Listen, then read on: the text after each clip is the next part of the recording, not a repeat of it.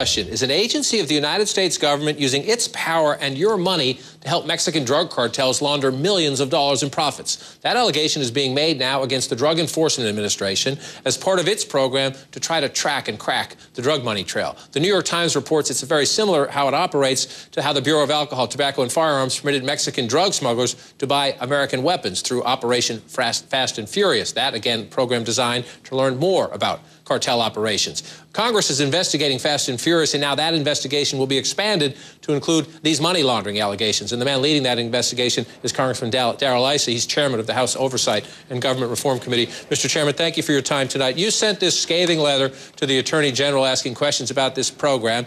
He was supposed to brief your committee tonight, and he has testified tomorrow. Have they sent any materials up to you on this day that calms you down a bit, that answers some of your questions?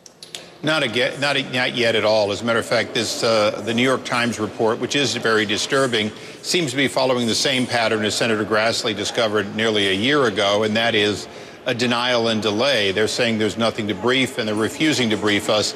But as you noted, tomorrow we'll have the Attorney General back, primarily to explain how he gave less than factual information, some would say false, or that he lied. But he clearly told us he didn't know about this program when, in fact, he did. He described weeks when, in fact, it was many months that he knew about Fast and Furious and did nothing to really bring that to Congress's proper oversight. Well, let me read a bit from your letter. You write in this letter, the existence of such a program again calls your leadership into question. The managerial structure you have implemented lacks appropriate operational safeguards to prevent the implementation of such dangerous schemes. The consequences have been disastrous.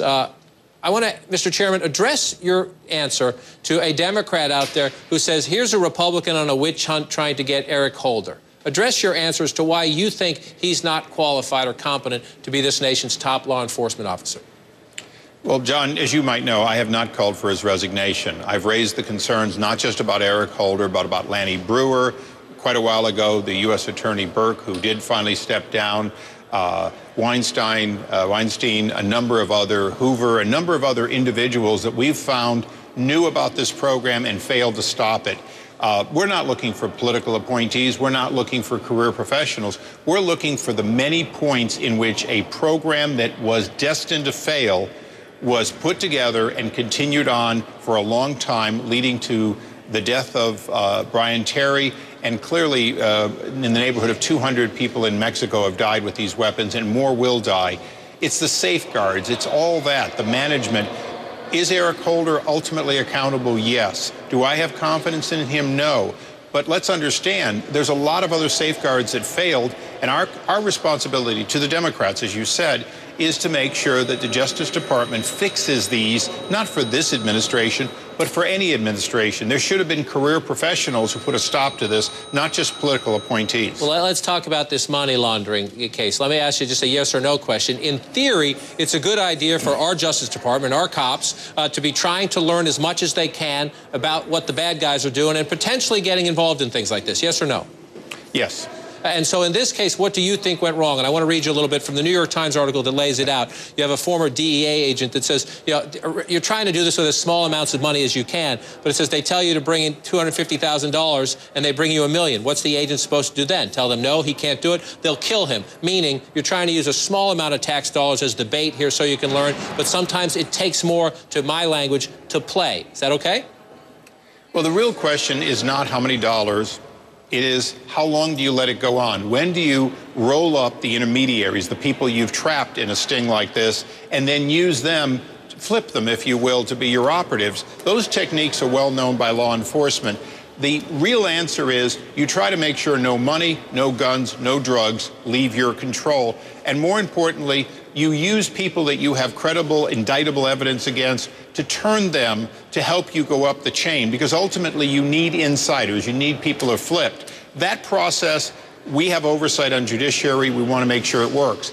In my case, when you have an out-of-control program like Fast and Furious, where 2,000 weapons went walking with no traceability, waiting to be found at the scene of murders, that shows they didn't use good law enforcement techniques and nobody put a stop to it. So is there a fine line of when do you use some of these things and track them? Of course. And we don't want to tie the hands of law enforcement. But when you see these kinds of abuses and then a cover-up, the American people have to ask, where are the safeguards, both with career professionals and with political appointees. That's our responsibility to do, and we're hoping the Attorney General begins to cooperate, where up until now justice has been delaying and denying. You have a lot of questions about these programs, and you've uncovered a lot of things that are wrong about these programs. I want to ask you to try to set the scales for me, if you will, in terms of the Fast and Furious program and now this money laundering program.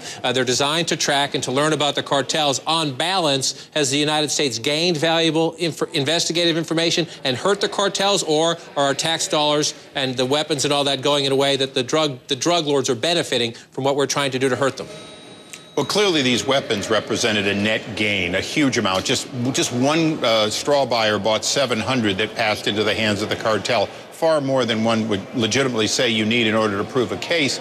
The problem is, on balance, we are no better off in the war on drugs than we were at the start of this, and there have been no big wrap-ups of major cartels as a result of either of these programs. Having said that, again, we don't want to tie the hands of law enforcement. We want these safeguards to be in place.